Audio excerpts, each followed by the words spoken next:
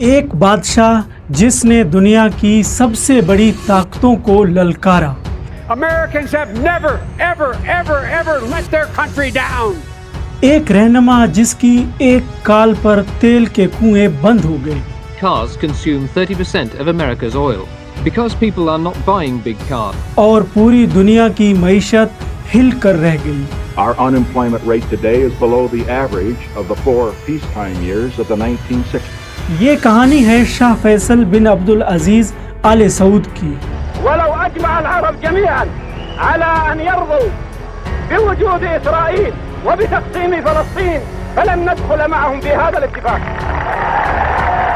وہ بادشاہ جس نے نہ صرف سعودی عرب بلکہ پوری عالم اسلام کو ایک نئی طاقت کا احساس دلایا. عرب کے فرمانروا شاہ فیصل بن عبد العزیز نے پاکستان کی سرزمین پر قدم رکھا.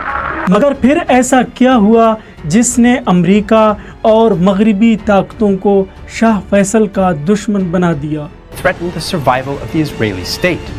کیوں ان کی جان لی گئی اور کیوں آج تک ان کا قتل ایک پر اسرار معمہ سمجھا جاتا ہے؟ کہاں سے تعلیم حاصل کر کے آیا تھا وہ جس نے شہید کیا شاہ فیصل شہید کو؟ 1973 کی عرب اسرائیل جنگ کے دوران شاہ فیصل نے ایک ایسا فیصلہ کیا جس نے دنیا کی سیاسی اور معاشی نقشے کو بدل ڈالا. انہوں نے اعلان کیا تیل ان دشمنوں کو نہیں ملے گا جو اس جنگ میں اسرائیل کے ساتھ کھڑے ہیں.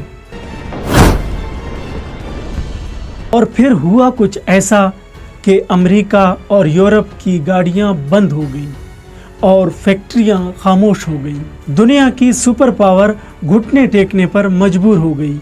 لیکن طاقت کے اس کھیل میں شاہ فیصل کو کیا قیمت چکانی پڑی؟ کیا یہ محض سیاست تھی یا ایک سازش جو اندر ہی اندر تیار کی گئی ایک ایسے بادشاہ پر جس نے نہ صرف اپنے قوم بلکہ پوری امت مسلمہ کو متحد کرنے کا خواب دیکھا اور پھر اپنی جان دے کر تاریخ میں امر ہو گئے؟ 1953 میں سعودی عرب کے بانی بادشاہ شاہ عبد العزیز بن سعود وفات پا گئے. ان کے بڑے بیٹے شاہ سعود بن عبد العزیز تخت پر بیٹھے. وہ سعودی عرب کے پہلے باضابطہ بادشاہ تھے، لیکن مسئلہ یہ تھا کہ شاہ سعود میں انتظامی صلاحیت کم تھی. وہ زیادہ تر شاہانہ طرز زندگی، فضول خرچی اور طاقت کے مظاہرے میں مشغول رہتے تھے. ملک کی آمدنی کا زیادہ تر حصہ شاہی خاندان کی عیاشیوں اور بڑے بڑے محلات کی تعمیر میں لگا دیتے تھے. شاہ فیصل اس وقت ولی عہد تھے اور وزیر خارجہ کے طور پر خدمات انجام دے رہے تھے. وہ کم گو، مذہبی اور غیر معمولی سیاسی فہم رکھنے والے تھے. ان کی شخصیت میں ایک خاص بات تھی: سادگی، ایمانداری اور دنیا کی سیاست کو قریب سے سمجھنے کی صلاحیت. اسی وجہ سے سعودی عوام اور علماء اکرام ان پر اعتماد کرتے تھے. 1950 سے 1960 کے مابین سعودی عرب شدید مالی مشکلات کا شکار ہوا. بیرونی قرضے بڑھ گئے. عوامی سطح پر حکومت کے خلاف تنقید ہونے لگی. شاہ سعود اور شاہ فیصل کے درمیان طاقت کی کھینچا تانی شروع ہو گئی. 1958 میں حالات اتنے خراب ہو گئے کہ شاہ سعود کو مجبوراً شاہ فیصل کو وزیر اعظم بنانا پڑا. اب بظاہر بادشاہ تو شاہ سعود تھے، لیکن اصل طاقت شاہ فیصل کے ہاتھ میں آ گئی تھی. شاہ فیصل نے فوری اقدامات جاری کیے، بجٹ کو کنٹرول کیا، غیر ضروری اخراجات کم کر دیے، تعلیمی ادارے قائم کیے اور معیشت کو بہتر بنانے کے لیے اصلاحات شروع کیے. یہ وہ وقت تھا جب عوام کو یہ محسوس ہوا کہ اگر ملک کو کوئی بچا سکتا ہے تو وہ شاہ فیصل ہیں، شاہ سعود نہیں. کچھ سال تک شاہ فیصل نے ملک کے اہم فیصلے اپنے ہاتھ میں رکھے، لیکن 1960 میں شاہ سعود نے اپنی طاقت واپس لینے کی کوشش کی اور شاہ فیصل کو ہٹا دیا. مگر یہ زیادہ دیر تک نہ چل سکا. 1962 میں شاہی خاندان اور علماء اکرام نے شاہ فیصل کو دوبارہ اقتدار میں لایا اور اس بار ان کے ہاتھ میں تقریباً تمام انتظامی اختیارات آ گئے. 1964 میں صورتحال ناقابل برداشت ہو گئی بالآخر سعودی علماء نے فتویٰ دیا کہ شاہ فیصل کو معزول کر دینا چاہیے۔ شاہی خاندان کے بڑوں نے بھی شاہ فیصل کی حمایت کی اور یوں اکتوبر 1964 میں شاہ سعود کو تخت سے اتار دیا گیا۔ فیصل بن عبدالعزیز سعودی عرب کے نئے بادشاہ مقرر ہوئے۔ اس وقت سعودی عرب کو تیل کے ذخائر نے دولت مند تو بنا دیا تھا، لیکن سیاسی طور پر ملک کمزور تھا۔ شاہ فیصل نے اقتدار سنبھالتے ہی ایک بڑا اعلان کیا کہ سعودی عرب میں اسلام کا نظام چلے گا، لیکن جدید دنیا کے ساتھ قدم ملا کر چلے گا۔ انہوں نے تعلیم پر زور دیا، اسکول اور یونیورسٹیاں کھولی، خواتین کی تعلیم کی طرف بھی پہلا قدم انہوں نے ہی اٹھایا، اور سب سے بڑھ کر عرب دنیا کو ایک سیاسی طاقت بنانے کا خواب دیکھا۔ شاہ فیصل کی زندگی کا سب سے بڑا پہلو تھا فلسطین کا دفاع۔ وہ کھل کر کہتے تھے فلسطین صرف فلسطینیوں کا نہیں بلکہ پوری امت مسلمہ کا مسئلہ ہے۔ 1973 کی عرب اسرائیل جنگ نے سب کچھ بدل کر رکھ دیا۔ جب اسرائیل کو امریکہ اور یورپ کی بھرپور مدد ملنے لگی تو شاہ فیصل نے دنیا کو چونکا دینے والا فیصلہ کیا۔ انہوں نے تیل کی سپلائی بند کر دی۔ امریکہ اور یورپ کو یہ صاف پیغام دیا، جو اسرائیل کے ساتھ کھڑا ہوگا اسے ہمارا تیل نہیں ملے گا۔ نتیجہ یہ نکلا کہ مغربی دنیا میں تیل کا شدید بحران پیدا ہوا۔ گاڑیاں سڑکوں پر کھڑی ہو گئیں اور فیکٹریاں بند ہو گئیں، اور پہلی بار پوری دنیا نے دیکھ لیا کہ ایک عرب بادشاہ نے دنیا کے سپر پاور کو گھٹنے ٹیکنے پر مجبور کر دیا۔ یہ وہ لمحہ تھا کہ شاہ فیصل صرف سعودی عرب ہی نہیں بلکہ پوری امت مسلمہ کا اہم لیڈر بن گیا۔ لیکن طاقت کے اس کھیل میں دشمنیاں بھی پیدا ہو گئیں۔ امریکہ، اسرائیل اور مغربی دنیا شاہ فیصل کو ایک رکاوٹ سمجھنے لگی۔ شاہ فیصل کے فیصلوں نے ان کی معیشت کو ہلا کر رکھ دیا تھا، اور یہی وہ وقت تھا کہ شاہ فیصل کے خلاف سازشیں شروع ہو گئیں۔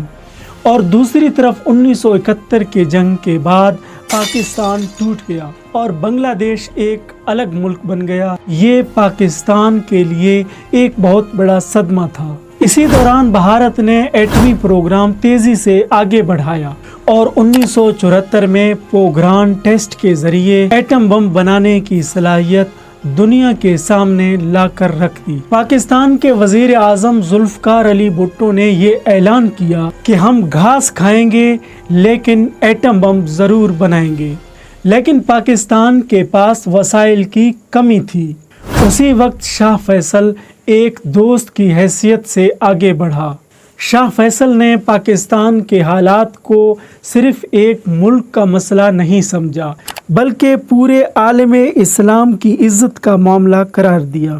وہ سمجھتے تھے کہ بھارت ایٹمی طاقت بن گیا تو خطے میں طاقت کا توازن ٹوٹ جائے گا اور پاکستان جو واحد مسلم ایٹمی امید ہے کمزور ہو جائے گا۔ اسی لیے شاہ فیصل نے پاکستان کو مالی معاونت فراہم کی، تیل کی سپلائی آسان شرائط پر دی، OIC کے پلیٹ فارم سے پاکستان کے موقف کو سپورٹ کیا۔ کہا جاتا ہے کہ 1974 کی لاہور اسلامی سربراہی کانفرنس OIC سمٹ بھی شاہ فیصل کی خواہش اور کوششوں سے ممکن ہوا۔ اس کانفرنس نے پاکستان کو عالمی سطح پر اسلامی دنیا کی قیادت دلائی۔ شاہ فیصل سمجھتے تھے کہ مسلم دنیا کو ایک طاقت بننے کے لیے صرف تیل اور دولت نہیں بلکہ عسکری طاقت بھی درکار ہے۔ پاکستان اگر ایٹمی طاقت بن جاتا ہے تو یہ پوری امت مسلمہ کے لیے ڈھال ثابت ہوگا۔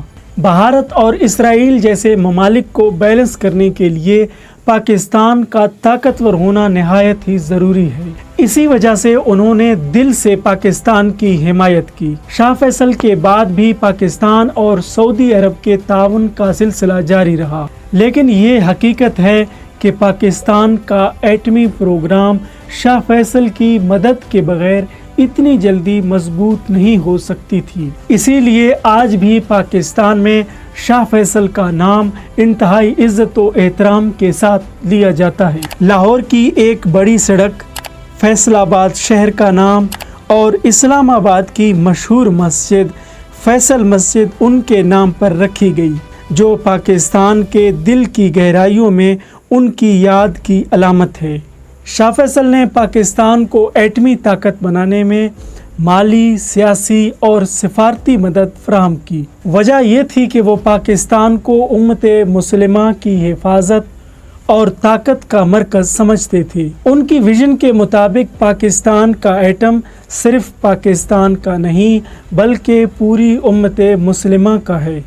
मार्च 1975, रियाज का शाही महल। इस्लामी दुनिया के हीरो, फ़लस्तीन के सबसे बड़े हामी और मगरिब की आंख का कांटा शाह फैसल बिन अब्दुल अजीज़ आले सऊद अपने मेहमानों से मुलाकात में मसरूफ़ थे।